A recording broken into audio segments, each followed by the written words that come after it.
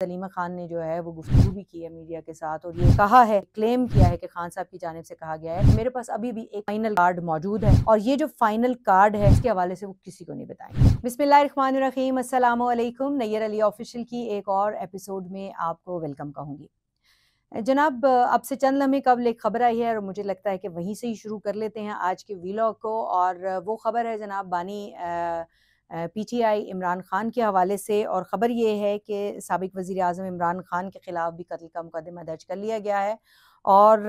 ये जो कत्ल का मुकदमा दर्ज किया गया है ये थाना रबना की हदूद में किया गया है। और इसकी हवाले से जो अपडेट आई है हमारे पास, इसके मुताबिक जो श्रीनगर हाईवे पर तेज़ रफ्तार गाड़ी की जद में आकर नीम फौजी दस्ते के एहलकारों की हलाकत के सिलसिले में ये मुकदमा दर्ज किया गया है। और ये आखिरी कॉल जो है उसी के सिलसिले में ये मुकदमा दर्ज किया गया है। और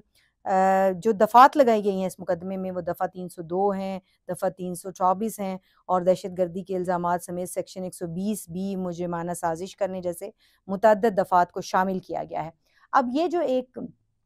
मुकदमा जो है वो नया बनाया गया है, इसकी एक हिस्टोरिकल वैल्यू ये है कि इससे पहले भी खान साहब के ख़िलाफ़ जो है वो एक कत्ल का मुकदमा बन चुका है। जून 2023 में बलूचिस्तान पुलिस की जानिब से ये मुकदमा बनाया गया था एडवोकेट अब्दुल रज़ाक के कत्ल के हवाले से। और फिर बाद में अगस्त 2023 में ये मुकदमा जो है ख़त्म कर दिया गया था और बाइज़्ज़त बरी किया गया था इस केस से। उससे पहले जो है, क्योंकि ये हिस्टोरिकल मैंने वैल्यू की बात की है, तो नवंबर 1974 में भी उस वक्त के वज़ीर आज़म ज़ुल्फ़िकार अली भुट्टो के ख़िलाफ़ कत्ल का मुकदमा दर्ज किया गया था और उन्हें उसके बाद फांसी दी गई थी। तो ये जो है वो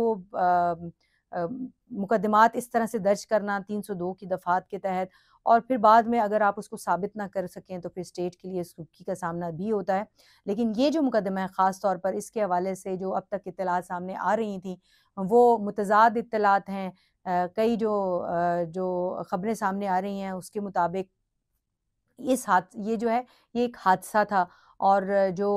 हादसे का ज़िम्मेदार ड्राइवर था उसकी ज़हनी हालत और नशे में मुब्तला होने के हवाले से भी तफ़सीलात सामने आ चुकी हैं। नशे की हालत में ड्राइव कर रहा था वो ड्राइवर और उसने जो है वो हादसे का शिकार करके जो रेंजर्स के एहलकार हैं उनको शहीद किया। लेकिन दूसरी तरफ जो है वो स्टेट की जानिब से और जो इदारे हैं उनकी जानिब से ये कहा जा रहा है कि ये जो है वो असल में एक ख़ास तौर पर खान साहब के कहने के ऊपर और पीटीआई की ईमा के ऊपर जो है ये इस तरह से जो है वो शहीद किया गया इन जवानों को। तो ज़ाहिर है अब ये तहकीकात होंगी, तफ्तीश होगी, मुकदमा आगे बढ़ेगा तो फिर दूध का दूध और पानी का पानी होगा। लेकिन इस वक्त तक जो है वो एक मखमसी की सूरत हाल है। दूसरी तरफ हम देखते हैं कि जो खान साहब के हवाले से जो उनसे आज अडयाला जेल में जो है वो मुलाकात भी हुई है। और ये मुलाकात इसलिए भी इम्पॉर्टेंट है क्योंकि बैरिस्टर गौहर थे, फैसल चौधरी उनकी जो लीगल टीम है वो भी उनसे मिली है और दूसरी जानिब उनकी फैमिली भी मिली है। अलीमा खान, उज़मा नौरीन और कासिम, ये 4 लोग जो हैं ये अलग से भी मिले हैं और उस वक्त जब उनका ट्रायल चल रहा था तो उस वक्त भी वो वहाँ पर मौजूद थे। और जो हमारे पास जो इत्तलात सामने आई हैं वो यही आई हैं कि जो उसके बाद अलीमा खान ने जो है वो गुफ्तगू भी की है मीडिया के साथ और ये कहा है कि ये जो सारे मामलात हैं ये अलीमा खान साहिबा ने बड़ा जो है ना वो ये क्लेम किया है कि खान साहब की जानिब से कहा गया है कि मेरे पास अभी भी एक फ़ाइनल कार्ड मौजूद है और ये जो फ़ाइनल कार्ड है इसके हवाले से वो किसी को नहीं बताएंगे। तो अलीमा खान साहिबा ने इसके साथ साथ ये भी कहा कि खान साहब को जो है वो 24 नवंबर के जो फ़ाइनल कॉल है उसके हवाले से डिटेल्स का पता नहीं था। तो इस पर यही कहना चाहूँगी कि डिटेल्स का शायद खान साहब को इल्म ना हो, किसी मुलाकात ना हुई हो, लेकिन ये जो कहना कि जी खान साहब को ये नहीं पता था कि संजानी इस्लामाबाद के अंदर है या नहीं है। खुदारा वो इस मुल्क के वज़ीर आज़म रह चुके हैं, इस्लामाबाद में वो हुकूमत कर चुके हैं, पूरे पाकिस्तान में हुकूमत कर चुके हैं। तो उसके बाद ये कहना जो है कि जी खान साहब को यही नहीं पता था कि संजानी किधर है, ये नामुनासिब बात है। और फिर उसके बाद ये भी कहना कि खान साहब जो हैं अब अपना आखिरी पत्ता खेलने जा रहे हैं। तो आखिरी पत्ता जो है वो आखिरी कॉल के जैसा ना हो, बस ये ख्याल रहे, क्योंकि अब आखिरी कॉल के बाद के जो आफ्टर शॉक्स हैं वो इस वक्त तक जो है वो हम सब भुगत रहे हैं। लेकिन अब आगे क्या होगा वो यकीनी तौर पर बहुत इम्पोर्टेंट है, क्योंकि अब जो है अफवाहें पूरी तरफ गर्दिश कर रही हैं कि एक कॉल जो है वो गंडापुर साहब कुछ और बात करते हैं, बाकी जो पार्टी के लीडरान हैं वो कुछ और बात करते हैं। तो ये सारी जो है वो मुख्तलिफ मुतज़ाद ख़बरें फैलाती हैं, और ये जो कॉन्फ्लिक्ट और केओस है इसकी वजह से शहरी बहुत परेशान होते हैं। क्योंकि अब से कुछ देर कबल भी मेरी किसी से बात हो रही थी, तो उन्होंने कहा कि जी वो मीटिंग कोई रखवानी है तो वो हम पहले रखवा लें, क्योंकि 5 या 7 को शायद को जो है वो एहतजाजी कॉल दोबारा दे दी गई है। तो अभी तक ऐसी कोई कॉल जो है वो सामने नहीं आई है जिसकी वजह से हम कहें कि कोई फ़ाइनल कॉल जैसी एक और फ़ाइनल कॉल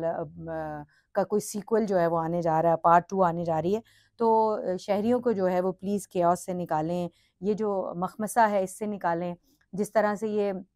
फ़ाइनल कॉल के बाद तहरीक इंसाफ का जो एहतजाजी मार्च था, वो जब नाकाम हुआ, उसके बाद ये जो लीडरान हैं वो अपने-अपने घरों में चले गए, और जहाँ वो जो गुफ्तगू उन्होंने वहाँ जाकर की और जिस तरह से लाशों के नंबर देने शुरू कर दिए। हम जो सहाफ़ी हैं, हम जब सहाफ़त शुरू करते हैं और जब रिपोर्टिंग करते हैं, तो हमें एक बात कही जाती है कि आप किसी बंदे को, जब कोई भी डेथ टोल की बात की जा रही हो, जब कोई भी ज़ख्मियों की बात की जा रही है, तो ज़ख्मी जो है वो शदीद ज़ख्मी हो सकता है, खुदा ना ख़ास्ता उसका इंतकाल हो सकता है, वो फ़ौत हो सकता है, शहीद हो सकता है। लेकिन जो इंजर्ड नहीं है और जिसके बारे में आप कह देते हैं कि वो फ़लाँ शख़्स जो है वो हलाक हो गया, वो जाँ बहक हो गया, तो उसको दोबारा ज़िंदा नहीं किया जा सकता। इफ़ यू थिंक कि ये ख़बर जो है ये बाउंस वो बैक कर गई है या ये ख़बर जो है वो गलत साबित हो गई है। तो इस तरह के जो बयानात हैं उनको देते हुए बहुत एहतियात करनी चाहिए, और पीटीआई की लीडरशिप को ख़ास तौर पे इसलिए भी एहतियात करनी चाहिए क्योंकि आप ज़िम्मेदार लीडरशिप हैं जिनके बहुत सारे फॉलोवर्स हैं, वो उनको फॉलो करते हैं, और जब आप कोई गलत खबर देते हैं तो वो जो गम, गुस्सा, रंजो अलम और एक जो इश्तियाल है उसकी जो कैफियत आती है उसको फिर आप लोग खुद भी कंट्रोल नहीं कर सकते। तो कहाँ वो 300 के करीब जो हैं वो हलाकतों की खबर दे दी गई, 300 के करीब जो है वो लोगों की जो है वो लाशों की खबर दे दी गई, और उसके बाद जो है वो मुख्तलिफ लीडर मुख्तलिफ नंबर्स दे रहे थे, और उसके बाद आकर जो है वो अब बैरिस्टर गौहर जो हैं वो खिताब करते हुए और अपनी वो प्रेस कॉन्फ्रेंस करते हुए 12 जो है वो उनकी तस्दीक कर रहे हैं। जहाँ बहक होने वाले जो धरने के दौरान जो ये एक रैली थी, इसके दौरान जो जहाँ बहक होने वाले पीटीआई के कारकुनान हैं, उनकी तादाद जो है वो 12 अब बताई जा रही है। तो ये जो तादाद का कॉन्फ्लिक्ट है, इसकी वजह से जो है वो जो लाशों पे सियासत करने वाला एक जो वो तसव्वुर है ना, वो बहुत सामने आता है। तो इसको ज़रूर अवॉइड करना चाहिए, तमाम जो संजीदा लीडरशिप है उसकी तरफ से इस तरह के बयानात नहीं आने चाहिए। आज इसी तरह का एक जो है वो मुझे तो ये बड़ा अजीब-सा बयान लगा है। हम बहुत सख्त लैंग्वेज यूज़ कर जाते हैं जिस वक़्त हम जो है वो सियासी तौर पर तकरीरें फरमा रहे होते हैं हमारे लीडर्स, और मरियम नवाज़ साहिबा जो कि वज़ीर आला पंजाब हैं इस वक़्त, और उनकी बड़ी एक पोज़ीशन है पंजाब के अंदर, और वो काम के हवाले से जो है वो मुख्तलिफ़ उनकी जो स्टोरीज़ हम देखते रहते हैं, उसमें हम देखते हैं कि वो बड़ी जो है वो तनदेही के साथ मुख्तलिफ़ प्रोजेक्ट्स के ऊपर काम भी कर रही हैं, और वो क्लेम भी करती हैं और उनकी जमात भी क्लेम करती है कि इस वक़्त जो मरियम नवाज़ साहिबा पंजाब भर में जो काम कर रही हैं, उसकी मिसाल किसी और सूबे में नहीं है। तो दूसरी तरफ आज उन्होंने जनाब एक सुथरा पंजाब की तकरीब थी, और उस तकरीब से खिताब करते हुए उनके जो बयानात सामने आए हैं, बहुत लंबी चौड़ी प्रेस रिलीज़ थी तकरीब की, लेकिन जो बयान सामने आया जो मुझे काबिल गिरफ्त लगा वो ये था कि पीटीआई एक दहशतगर्द गिरोह है। मरियम नवाज़ साहिबा फरमाती हैं, और ये भी कहती हैं कि सियासी गंद साफ़ करने का वक़्त आ गया है। तो मरियम नवाज़ साहिबा की तरफ से इस तरह का जो बयान है, वो एक गैर संजीदा, मैं बयान तो नहीं कहूँगी, लेकिन मेरा ख़्याल है कि इस तरह के बयानात से इज्तनाब करना चाहिए, क्योंकि कौम और ख़ास तौर पे वर्कर्स, फॉलोवर्स, उनको जज़्बाती इस तरह की बातें करके इश्तियाल दिलाने से किसी का भी भला नहीं होता। ना पाकिस्तान का भला होता है, ना किसी और का होता है। सियासी गन करार देना किसी सियासी जमात के वर्कर को जो है, ये नामुनासिब बात है। आपकी हुकूमत है, इतने अरसे से आपने कितने लोगों को सज़ाएँ दिलवा दी हैं, कितने लोगों को जो है वो आप लोगों ने साबित किया है कि वो सियासी तौर पर जो केसेज़ हैं वो नहीं हैं, वो हकीकी केसेज़ हैं, और उनके ख़िलाफ़ जो है वो कार्रवाई भी हो गई है। उनको जो है वो जेलों में कैद कर देना किसी केस को बनाकर इस काफ़ी नहीं होता, साबित करके कॉन्विक्ट कराना जो है वो ज़रूरी होता है। तो मेरा ख़्याल है कि किसी एक शख़्स या 2 शख़्स, अगर शख़्सियात की बात हो रही है, तो उनका नाम लेकर बात कर देना चाहिए, ना ये कि पूरी जमात को जो है वो ये कहा जाए कि पीटीआई जो है एक दहशतगर्द गिरोह है, तो ये नामुनासिब बात है। तो इससे जो है वो एक ज़िम्मेदार जो आईनी ओहदे के ऊपर तैनात वज़ीर आला हैं मरीम नवाज़ साहिबा, उनको इज्तनाब करना चाहिए। इसके साथ साथ आज जनाब अली अमीन गंडापुर साहब ने भी कुछ इसी किस्म के बयानात दिए हैं और उन्होंने जो है वो एक यूनिवर्सिटी के कॉन्वोकेशन के दौरान स्टूडेंट्स से गुफ्तगू करते हुए जहां उन्होंने ये कहा कि बहुत सारी और बातें की हैं सियासी, लेकिन मैं उनकी तरफ नहीं जाती, लेकिन उनकी एक बात मुझे काबिल गिरफ्त लगी कि उन्होंने कहा कि ये जो FIRs हैं जो कि उनके ख़िलाफ़ कट रही हैं, ये हमारे लिए डिग्रियों के मुतरादिफ हैं। माज़रत के साथ ये जो नौजवान नस्ल जिनसे आप खिताब कर रहे हैं, खुदारा इनको ये बात ना बताएं कि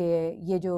उनकी डिग्रियां और FIRs जो हैं वो बराबर की हैं। तो डिग्रियों का FIR के साथ कोई तकाबली जायज़ा नहीं लिया जा सकता, ना कोई मुकाबला किया जा सकता है। नौजवान नस्ल को जो पढ़ने के लिए जा रही है उसको पढ़ने दें, उसको काम करने दें, माशरे का फ़ाल शहरी बनने दें, कोई प्रोफ़ेशनल तालीम हासिल करने दें ताकि वो माशरे का फ़ाल शहरी बनकर पाकिस्तान की तरक्की में अपना किरदार अदा कर सके। और ये मत बताएं उनको कि 4 साल BS की डिग्री लेने के बाद या MS की डिग्री लेने के बाद वो जो है वो अपना सारा वक्त जो है वो ज़ाया करते हैं और जो FIRs हैं वो उनकी डिग्रियों के मुतरादिफ हैं। तो FIRs बिल्कुल डिग्रियों के मुतरादिफ नहीं है। सियासी बयानबाजी तो है, लेकिन स्टूडेंट्स के पास जाकर कोई मुस्बत बात किया करें, कोई ऐसी बात किया करें जो तामीरी बात हो, जो उनके मुस्तकबिल के लिए एक तामीरी इजाफ़ा साबित हो, उनके लिए मशाल राह साबित हो। क्योंकि सियासी जमातें जो हैं वो और सियासी कायदीन जो हैं, ख़ास तौर पर सियासी लीडर्स जो हैं, उनको फॉलो करते हैं लोग, उनकी बातों को जो है वो संजीदा लेते हैं। चाहे कोई बात संजीदा ना भी लेने वाली हो तो कई बार जो है वो बातों को संजीदा ले लिया जाता है।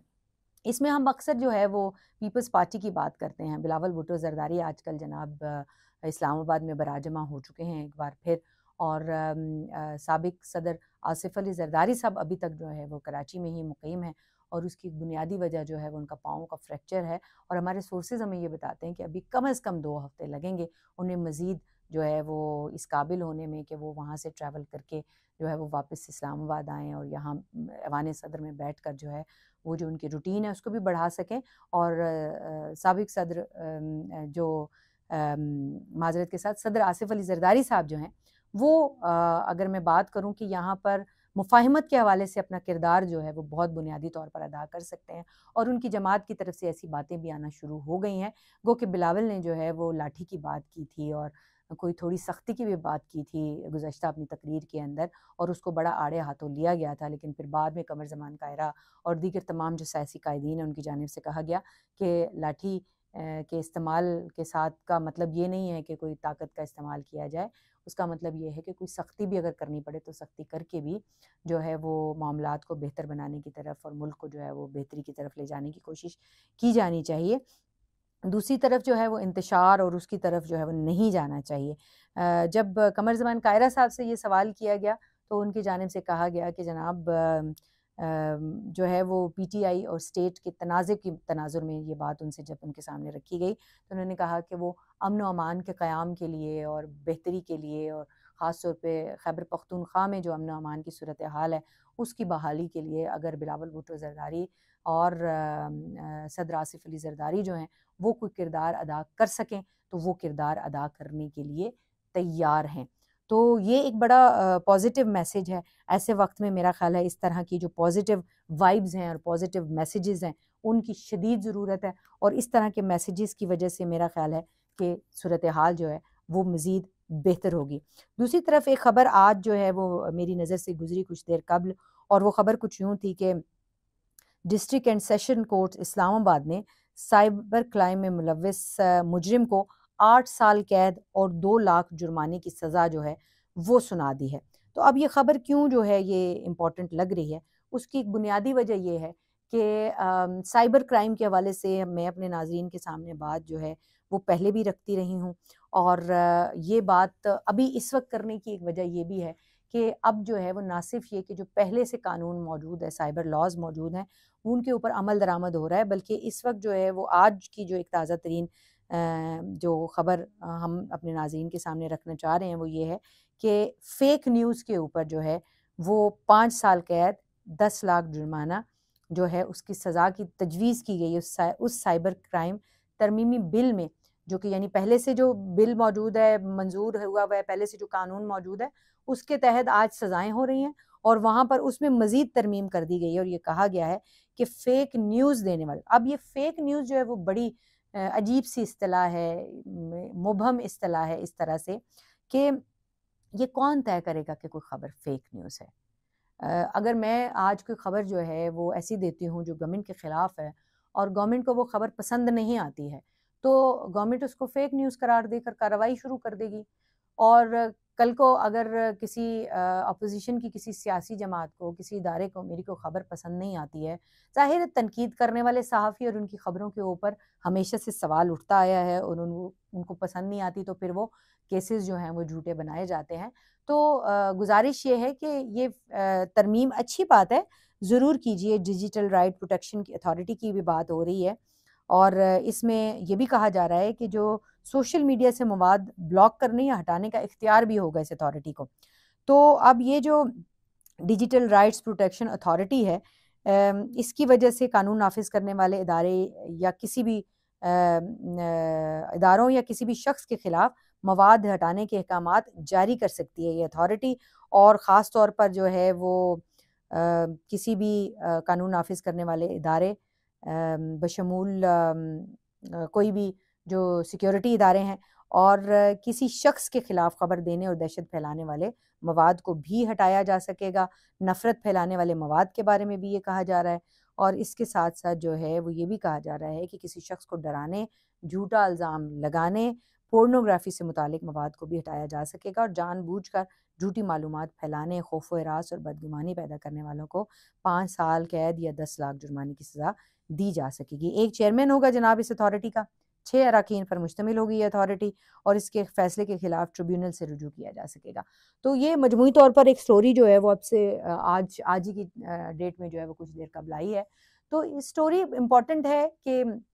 एक बिल तैयार हो रहा है और ये बिल जो है वो जल्दी मंजूर भी करा लिया जाएगा, क्योंकि हुकूमत अगर कोई बिल तैयार कराती है और फिर वो बिल उसको मंजूर कराना चाहती है तो एक दिन में दर्जनों बिल पास कराने की रिवायत हुकूमत की भी है। और हुकूमत कोई भी हो सकती है, ये वाली हुकूमत भी हो सकती है, इससे माजी की हुकूमत ने भी यही सब कुछ किया है और उससे पिछली हुकूमत ने भी यही सब कुछ किया है। तो हमारे यहाँ एक बात जो मैं हमेशा कहती हूँ कि कानून साजियाँ जो है वो नज़रिए ज़रूरत के तहत होती हैं, वो आवाम की फलाह के लिए कम होती हैं। तो इस बात को अगर ज़हन में रखकर कानून साज़ी की जाए कि कानून साज़ी के समरात जो है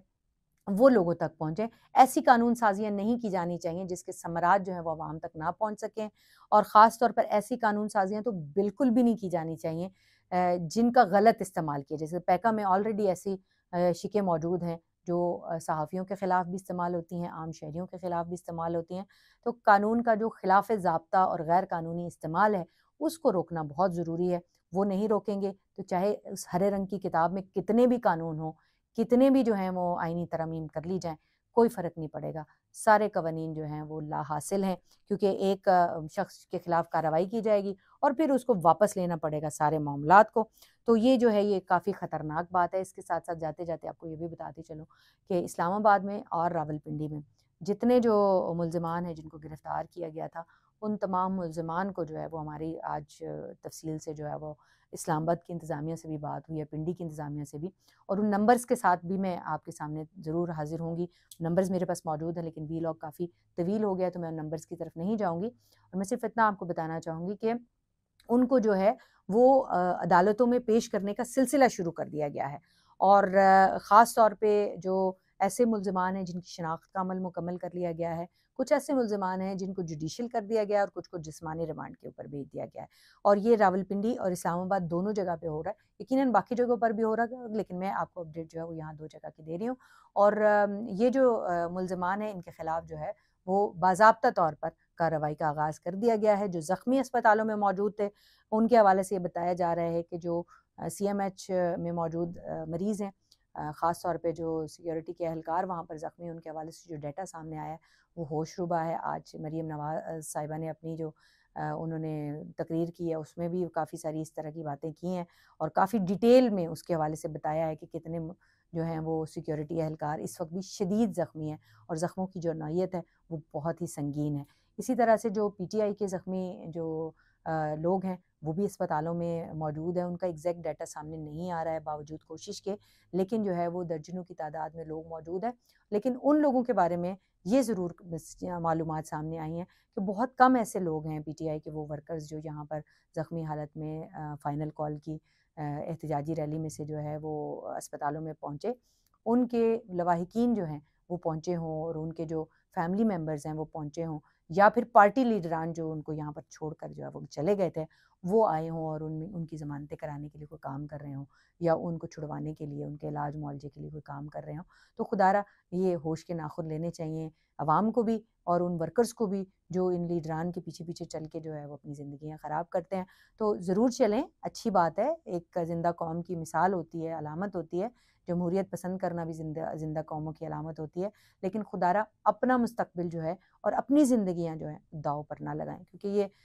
लीडर्स अपनी ज़िंदगियाँ दाँव पे नहीं लगाते। जो ही हम पता लगता है ख़तरा बढ़ रहा है, तो ये गाड़ियों में बैठते हैं और चुपके से मानसेरा कोई निकल जाता है, कोई किधर निकल जाता है। तो इसलिए अपनी ज़िंदगियाँ, अपना मुस्तकबिल, अपने वालिदैन की खुशियाँ और उनका जो एक सुकून है, उसको दाँव पर ना लगाएँ। मज़ीद अपडेट्स के लिए देखते रहिए नैयर अली ऑफ़िशियल।